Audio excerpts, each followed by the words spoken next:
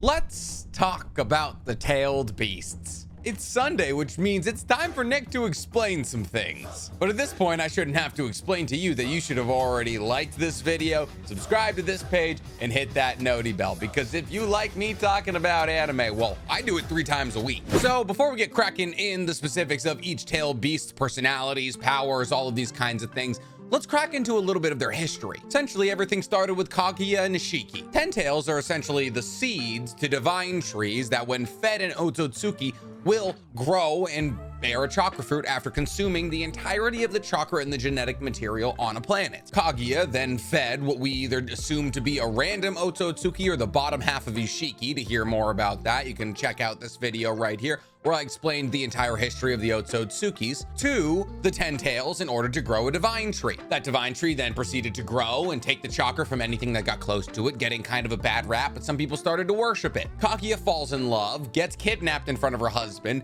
kills all the people who kidnap her because she was an Otsutsuki, overcompensates because he gets freaked out, eats the chakra fruit of the divine tree, and then puts everyone in infinite Tsukiyomi. But she found out that Tenji, her husband, actually knocked her up before he got put in infinite Tsukiyomi. She has 2 sons. They're born with chakra. She's pissed about that, tries to absorb them. They're not all about that. So in order to absorb them, she takes in the divine tree and becomes the Ten-tails again. Hagoromo Hamura defeat her in a battle, essentially seal her on the moon, and then put the demonic statue of the outer path, which is the husk of the Ten-tails, on the moon with her. But in order to accomplish this, Hagoromo had to pull all of the chakra of the Ten-tails out of the Ten-tails, which left the ghetto statue, or the husk of the Ten-tails, and then put that inside of himself, essentially becoming the world's first Jinchuriki. This gave him a massive amount of power and also easily allowed him to spread Ninshu, which was the progenitor of ninjutsu, around the world. But time comes for us all, and eventually Hagoromo's old and dying. So Ashura, his son, comes up to him and says, "Hey dad, you have this thing called creation of all things jutsu, which allows you to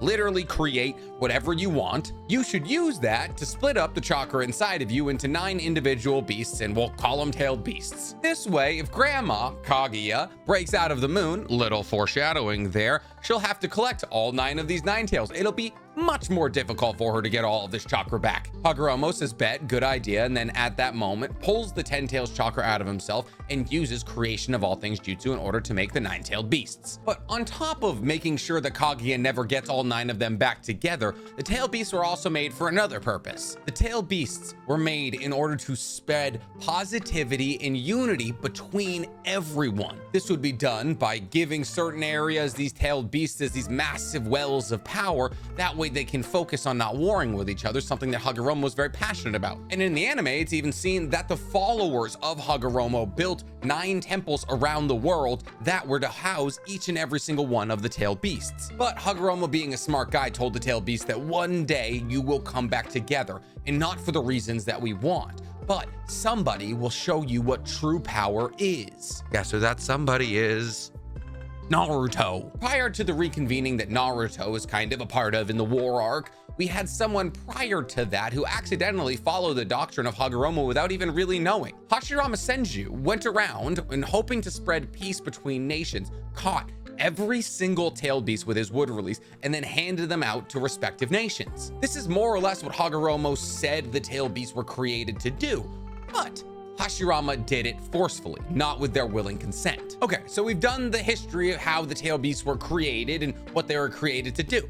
So let's start talking about the specific tailed beasts. There feels like a very logical way to do this. We're gonna start with the 1-tailed Shukaku and we'll end with the 9-tails Karama. That way I got you till the end of the video. Shukaku is probably the tailed beast we know the second or the third most about of all the tailed beasts out there. That's because he played a heavy part in the beginning of OG Naruto with the introduction of Gaara as his Jinchuriki. And while there tends to be a popular theory that power in tailed beast scales with how many tails they have, that isn't necessarily true, which means that Shukaku isn't our weakest entry on this list, at least from what we've seen. While it is true that Karama is stronger than all of the other tailed beasts combined, we know this because Itachi said that if Karama was sealed in the ghetto statue anything but last, the ghetto statue would destroy itself. Hyuki says in the manga, while he is fighting with Karama, that strength is not determined by the number of tails, which leads me to believe that 1 through 8 are maybe strength relative to tails, but at the end of the day, it's probably more about your abilities and how they apply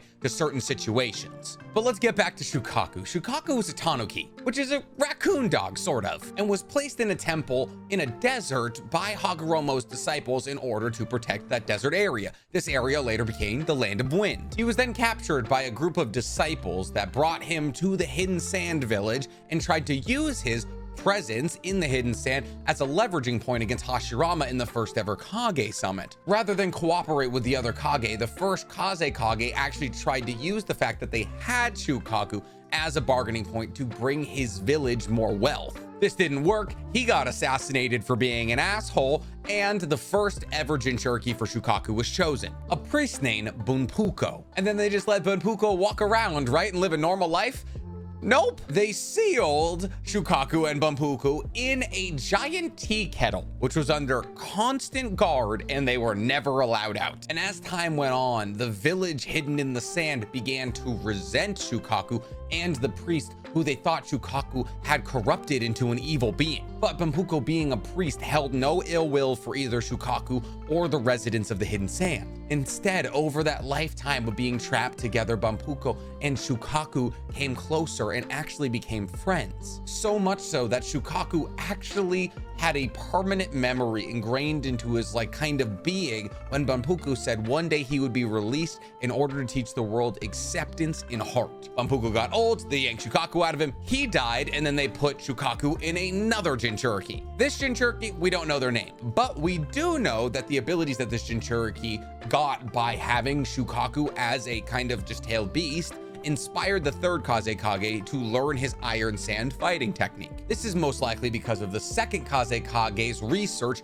into Jinchurikis and ability to recreate the jutsus that they kind of get by becoming Jinchurikis, aka magnet release. A magnet release that allowed the Jinchuriki of Shukaku to control things like gold dust or sand or iron. And it's actually this magnet release that Shukaku imparts to Gaara, and we learn this in Gaara Heat and Gaara's light novel, that allows Gaara to control sand, not the magnetic release that he inherited from the Kaze Kage family that allowed Rasa, his father, to control gold dust. We learned that the Kaze Kage's magnet release is only able to increase the density of Gaara's sand, while it's the blessing of Shukaku that allows Gaara to control sand even after Shukaku has been pulled out of Gaara in the Akatsuki arc. But sand and magnet manipulation was only one of Shukaku's many abilities. It was one of his most prominent ones and one that was central to him, but he had a lot of others. Shukaku is able to take over his Jinchuriki's mind when they fall asleep, which leads them to have insomnia and kind of become cranky evil people. Look at Gaara before Naruto slapped some love into him. He also obviously can do a tailed beast bomb. I mean, every single tailed beast can, but Shukaku's entire body is also sand, which means that attacks that would be detrimental or fatal to other tailed beasts, like when Gamabunta cut off his arm,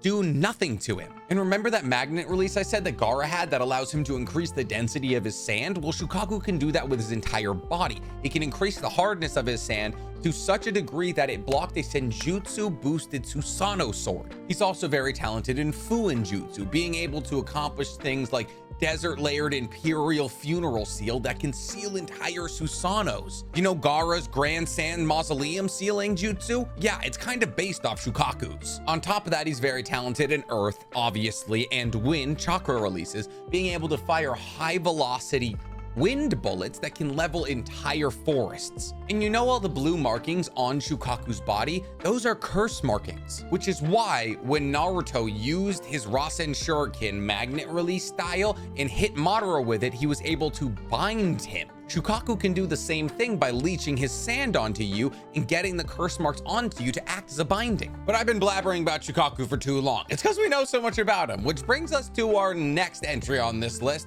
Matatabi. Matatabi, like Shukaku and every other tailed beast, was sent to a specific area in order to protect it. Matatabi being sent to a cane break area. A cane break is a very dense kind of swamp grass, so essentially Matatabi was sent to a swamp. Matatabi, like Shukaku, began to have rumors spreading about them, with the people who lived near it saying that it was once a human that turned into a living ghost. We don't know as much about Matatabi as we do about Shukaku. Essentially, the next thing that we know happens with Matatabi is Hashirama catches it and then sells it to the Land of Lightning. And Matatabi stayed in the Land of Lightning for so long that in the cavern behind the Fall of Truth, where the Jinchuriki of the Land of Lightning train with their tailed beasts in order to become closer connected, there's a mural of both Matatabi and Gyuki, the Eight Tails. And it was in this cavern that Matatabi's only known Jinchuriki, Yugito Nin, who had Matatabi sealed inside of her when she was 2 years old, began a grueling training session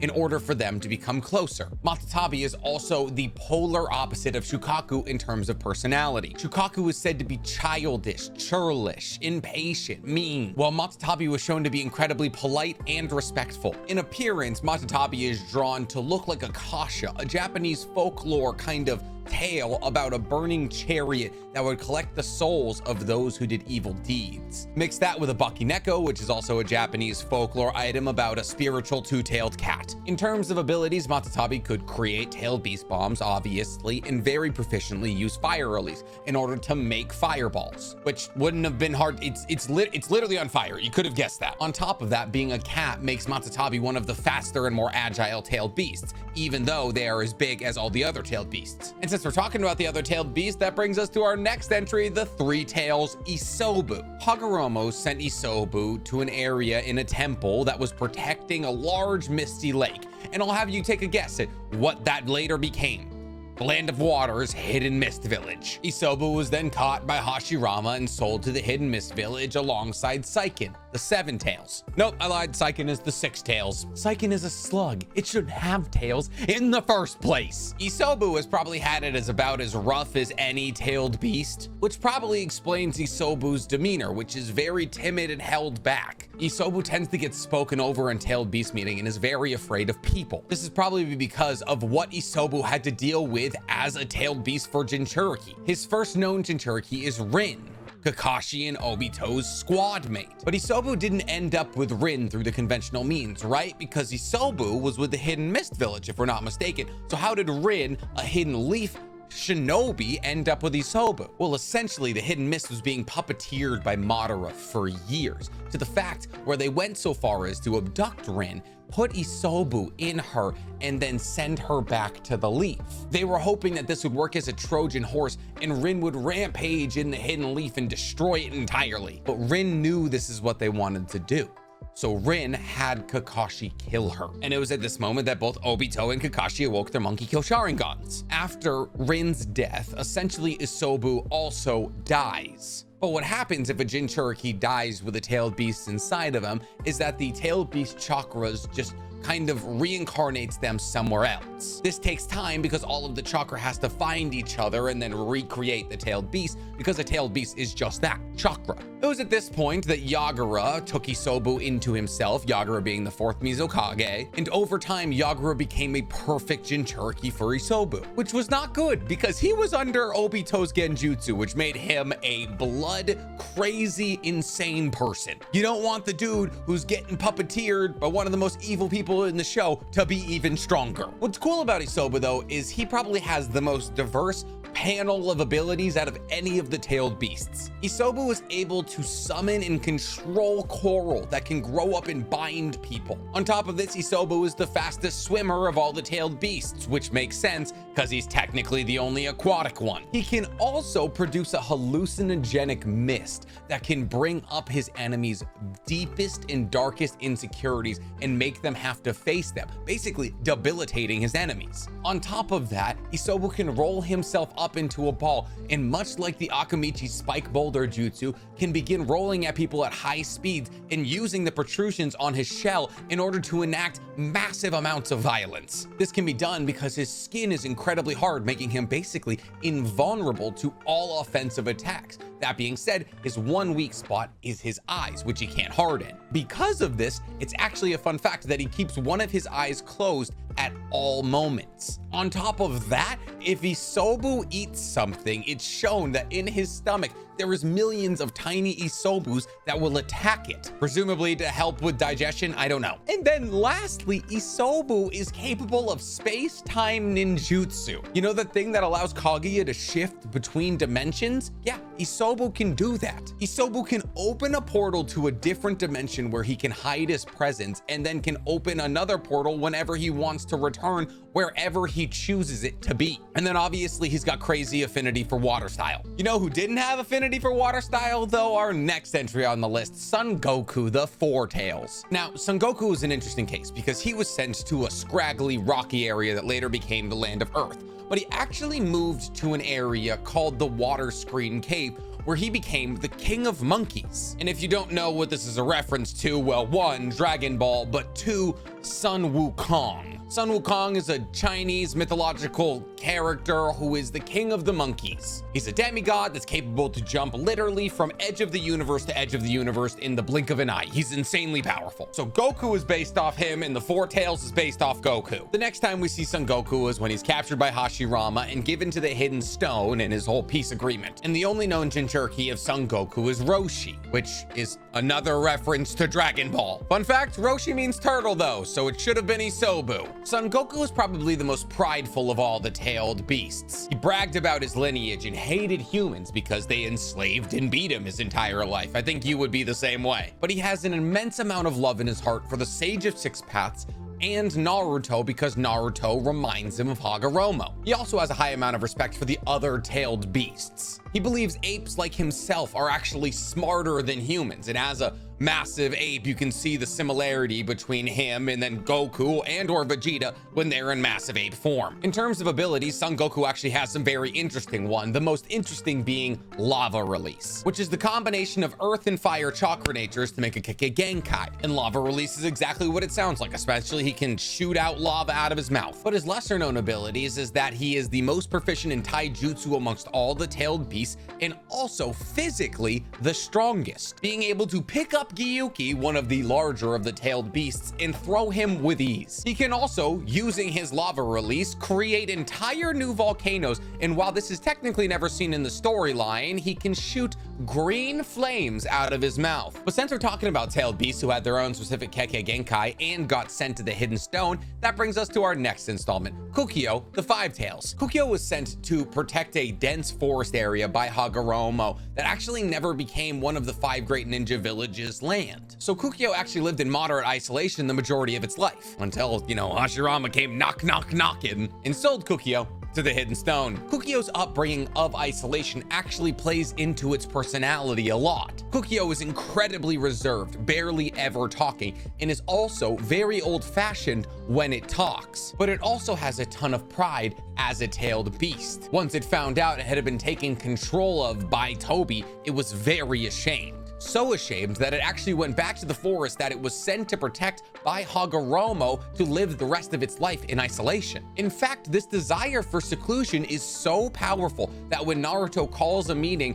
to get all of the tailed beasts to come talk to him about the incoming threat of Oroshiki trying to collect them, Kukio is one of the 3 tailed beasts that doesn't show up. In terms of will, Kukio is the strongest of all the tailed beasts because it was the only tailed beast to be able to break out of Toby's kind of control and try to attack the masked man. On top of this, the Five Tails used the horns on its head and its ability to run fast and hard to ram its enemies into submission. We can see this when the Five Tails rams Gyuki and knocks him back a fair distance and also injures him. But most importantly, the Five Tails uses Boil Release, which is a combination of fire and water chakra natures. And Kukio used this in a way we've actually never seen anybody use Boil Release. I guess we've only ever seen Mai, the 5th Mizukage, use Boil Release outside of the Five Tails, but that's neither here nor there. Kukio used Boil Release to increase the temperature of its chakra to a boiling point. And if any person was a perfect Jinchuriki with the Five Tails, they would also be able to do this. We didn't realize how important this was until the events of Boruto episode 217 happened.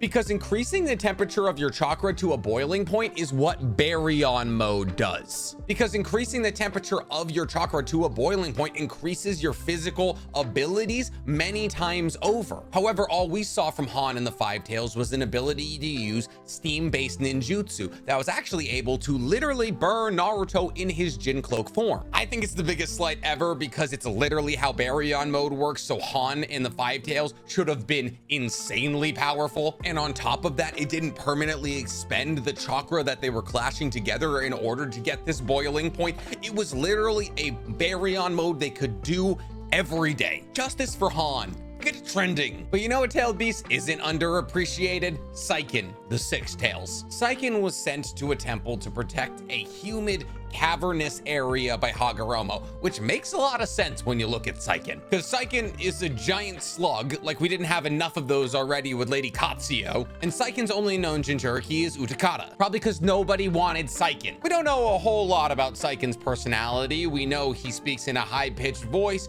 We know that he's a bit reserved. When we saw him take over Utakata's body in order to kill his master, which is a whole other story, it instantly retreated back into him after his life had been preserved, not trying to continue having control of Utakata. He seems to be friendlier and kinder than other more self-centered tailed beasts. Oh, and he's got legs as a slug. Outside of that, Saiken can use tailed beast bombs. He can actually make corrosive liquid and gas that will literally destroy and degrade anything it comes in contact with. He's very durable, being able to be thrown a great distance by Karama with little to no damage. And he can emit an adhesive, sticky goo from his mouth that traps people who get caught in it. It's gross. His whole existence is gross. Oh, and in the anime, he can use soap bubble ninjutsu, which essentially allows him to shoot bubbles that can either pop and hurt people or trap people in them. And it now has created one of the most annoying weapons in Shinobi Strikers, but that's also for another video. Let's move on to a tail beast who matters. The Seven Tails, Chomei, who should go to Shino. How does he not have it? Chomei is a massive beetle who doesn't really have tails. He's got like 7 wings, but he is a beetle, so he was sent to a closed forest with a lot of moss by Hagoromo in order to protect it. And Chomei is actually pretty dope because Chomei is the only tailed beast who doesn't go to one of the 5 great ninja villages. Probably because Hashirama couldn't fly, so he couldn't get to him because he's technically the only tailed beast that can fly. So if he doesn't go to one of the 5 great ninja villages, where does he go? Does he get to live in the wild? No, he goes to the village hidden in the waterfalls. And in the anime, at least, it's explained that they were able to catch him because the village hidden in the waterfalls, even though it's not a great village, was incredibly good at making talented shinobi. Talented shinobi, like Chomei's only known Jinchuriki, Fu. Chomei is one of the happier go-lucky tailed beasts, and that's because he thinks he's lucky because he has 7 tails. Because of this, he actually says the word lucky in conversation a lot, which kind of reflects his personality. I know I said he had 7 wings. He technically has 6, and then he has 1 tail coming out the middle. He's drawn to look like a rhinoceros beetle. As for its abilities, it's able to flap its wings and create a powder that blinds everybody around it. And like I said earlier, it can fly. On top of this, it can create a cocoon that stops it from having its chakra removed from chakra stealing techniques. Think of literally the best ninja Naruto Storm 4, Jirobo's techniques that he uses to steal chakra. Essentially, Chomei can nullify that. And since we're talking about having your chakra stolen, there's somebody out there who knows a whole lot about that. That'd be Killer B, the Jinchuriki of the 8 Tails, Gyuki. A man has had chakra stolen like 8 separate times. Gyuki was sent to protect an area that was covered in tall mountains by Hagoromo that later became the Land of Lightning. That's why him and Matatabi had such a long lineage in that area. Gyuki has had an absolutely storied career in the Land of Lightning. One, a shinobi from the village hidden in the clouds, once tried to emulate the Gold and Silver brothers, who ate their way out of Karama and therefore gained his chakra and tried to eat one of Gyuki's meat tentacles. This killed him. Come on, bro. The Gold and Silver brothers were descendants of Hagoromo. Chill out. You're not that guy. On top of this, Gyuki is probably the hardest tailed beast to be a Jinchuriki of. We know this because Blue Bee, the Jinchuriki of Gyuki before Killer Bee, and Blue Bee's uncle and father all attempted to be the Jinchuriki of Gyuki, and none of them could control him. So frequently, Gyuki would just begin raging. He would just break out of the Jinchuriki and destroy large parts of the city. But luckily, the village hidden in the clouds had the third Raikage, who is one of the most badass people in the entirety of Naruto. I will be doing a video about him one day. I love him. Every time that Gyuki would start raging in full tailed beast form, the third Raikage would simply fight him to a standstill where both of them collapsed from exhaustion at the end. 1v1'd a tailed beast.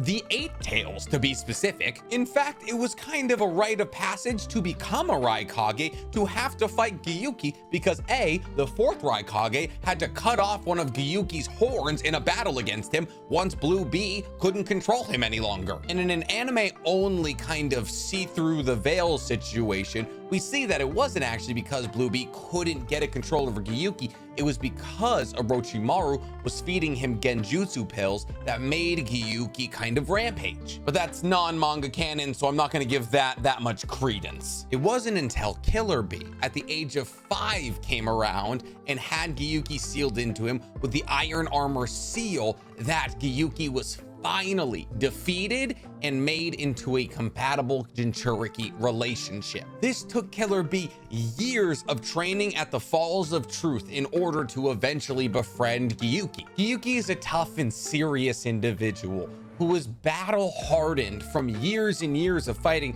Raikages and Jinchurikis. He has a hate for humans because he has now been sealed in 4 different Jinchuriki, the most of any tailed beast we know about. It wasn't until Killer Bee was actually able to defeat him in a 1v1 and befriend him that his attitude began to change, but his serious side never faded. But Gyuki doesn't only dislike humans. He also dislikes Karama because Karama asserts that he is the strongest of the tailed beasts. And he's so cocky about it that Gyuki actually yells at him in the manga and tells him that power isn't dictated by tails. But both Kisame and Karama admit that Gyuki is probably the 2nd strongest of all the tailed beasts. This is certified by the fact that he was able to fight 2 separate tailed beasts at once during the war arc. This point is even further backed up by the fact that he was able to physically restrain Karama and stop a tailed beast bomb. He is also one of the fastest tailed beasts, which is insane considering his size, being able to block Amaterasu with his fist. On top of this, obviously he can create a tailed beast bomb, but he is the only tailed beast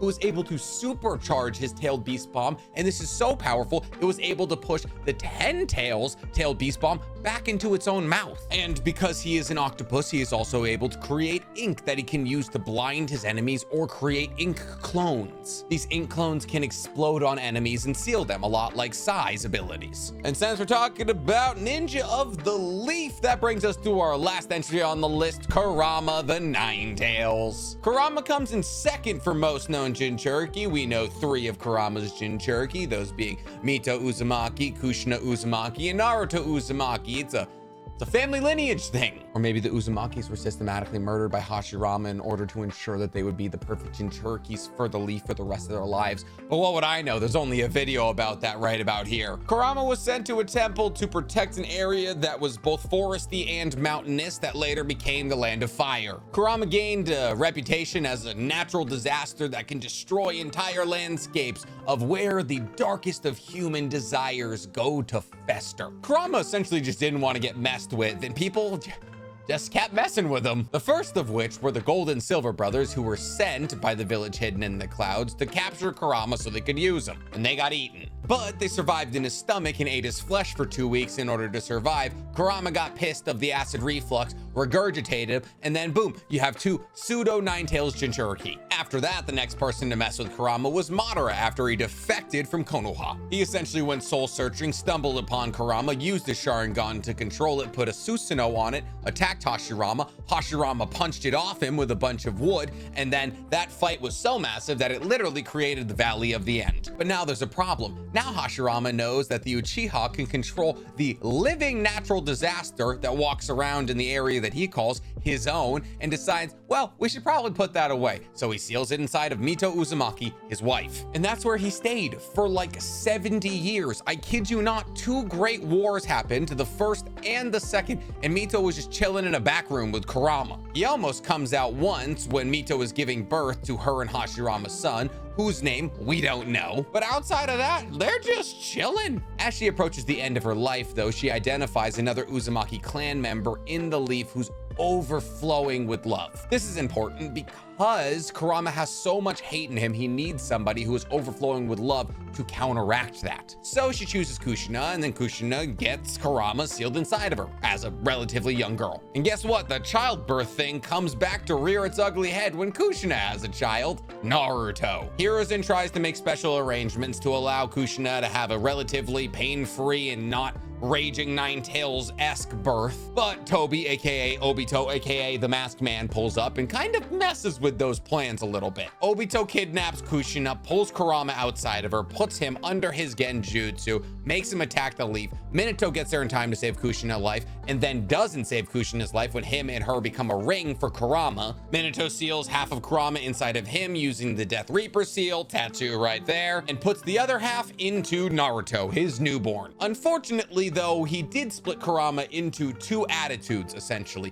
He split the bad side of Karama and the good side of Karama. And you know what he did? He took the good side to the afterlife and left his baby with the bad side. And with this good side that he was now technically fighting in limbo forever, because that's how the Death Reaper seal works, he became a perfect Jinchuriki, because apparently in the middle of their endless fight, they decided to make up. Like Minato, who also got Sage Mode slapped onto him, just needed another power-up. Karama himself, though, was very disapproved of by the rest of the tailed beasts because he was snarky and snide about the fact that having the most tails made him the most powerful of all of his brethren. But he was also very smart, creating a long-term plan to sneak Naruto little bites of his chakra in order to weaken the seal on his stomach. And if you had been slapped into a genjutsu by Madara, then thrown into Mito, then thrown into Kushina, then pulled out of Kushina, then slapped immediately into a genjutsu by Obito, only to be sealed in a baby, you would be a bit upset and you'd be scheming your escape as well. But his connection with Naruto obviously changes his personality, so much so that when the second half of him comes back with the reincarnation of Minato, he actually decides to put that other half back into Naruto. And obviously he also chooses to literally give his life by the use of Baryon mode in Boruto, signifying that he's gone full circle in his hate of humans. In terms of his appearance, Karama is supposed to be a kitsune, which is a nine-tailed fox that protects shrines in Japan. It is very commonly used in anime tropes everywhere because it's a very popular folklore lore in Japan. Technically, for being real, Pokemon did it first. Like I alluded to earlier, though, Karama is obviously the strongest of all the tailed beasts. Itachi kind of said it, but also with only half of his power, he was able to defeat 5 tailed beasts simultaneously. And that's kind of the craziest bit, is that for the majority of Naruto as a show, we only see half of Karama's power because the other half, like I said, is boxing Minato for eternity. But once we saw that chakra come together and Naruto get the full access of Karama's chakra, we saw one of the most insane things in the entirety of the show. Karama is able to manifest himself outside of Naruto so they can fight side by side. And I already talked about Baryon mode earlier, but essentially it works like nuclear fission, allowing Karama to consume his own chakra in order to increase his reflexes, strength, and speed. On top of this, because they are expending their own life force, if you connect a hit while in Baryon mode, it expends the life force of the person you hit because all chakra is connected. On top of all of this, Karama is actually an incredibly powerful sensor type, well, I guess just sensor type, being able to sense chakra and negative emotions from great distances. I mean, at full power, Karama blasted Toneri's stone golem through the moon and into orbit. And in the anime, he's shown to be able to use wind and fire chakra releases, which he uses to create twisters and breathe fire. I mean, this thing can literally flatten mountains and create tsunamis with the swipe of a tail. It did not need to be able to make twisters. And that's it. Oh wait, no, it's not. There's one more. We kind of covered the 10 tails in the beginning, but we'll do a little in-depth dive here. The 10 tails is a seed for a divine tree, and it has no sentient thought. We know this because Karama said it can't be sensed through negative emotions or through chakra, which means it has no will of its own. The 10 tails is said to be the progenitor of all things on earth. It is said to have made the oceans, to have raised the mountains, to have split the sky. Its power is literally immeasurable. When Naruto tried to assess its chakra, its senjutsu chakra, specifically using Sage Mode, he said there was no actual limit. I mean, this thing deflected a tailed beast bomb from Gyuki, who has the strongest tailed beast bomb of all of the tailed beasts, with one finger. I mean, if this thing gets all of its chakra, a roar from it can set off natural disasters across an entire continent. On top of this, it can extend its roots into the ground and grab people in order to absorb all of their chakra. It also has wood release Kekkei Genkai. You can ask Neji about that one. And oh yeah, when the bud grows on top of its head, it can literally release infinite Tsukiyomi, which just puts the entire planet under a limitless genjutsu while it slowly sucks out your life force. And that is the actual end. This video took me 4 hours to film. I am so tired. So just do me a favor and just like it. That's the wrong way. Like it, subscribe to the page, and hit that noti bell, because I am out here busting my ass, so I need your help. I'm not saying that Karama would have had a lot less problems if he didn't mature, but look at this. How can you be mad at this?